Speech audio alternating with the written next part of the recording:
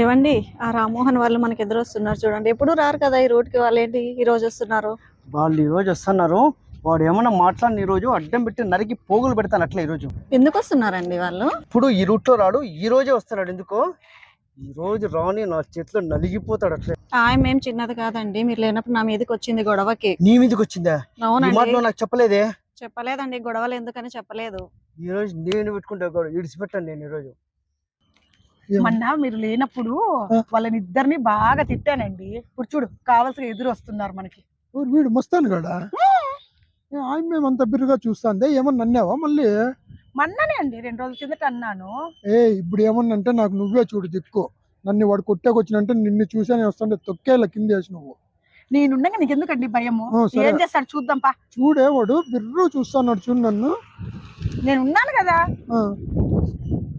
చూడే మళ్ళీ ఎట్లా చూస్తాను. కొట్టానంటే గోడ కరుచుకుంటారు.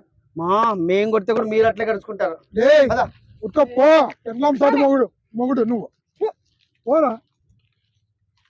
ఆయప్పేందండి పెళ్ళాం చాటు దాక్కొని మిమ్మల్ని పెళ్ళాం చాటు మొగుడు అంటున్నాడు. నా ఎదురు సింగిల్ గా నడుస్తామని అప్పుడు చెప్తా. అంత ధైర్యం లేకనే ఇవన్నీ తెలుసా? పదా కాదు, అయిపో పెళ్ళాం చేయి పట్టుకుని నడుస్తున్నాడు. అర్థం కాలేదా నీకు? పదా.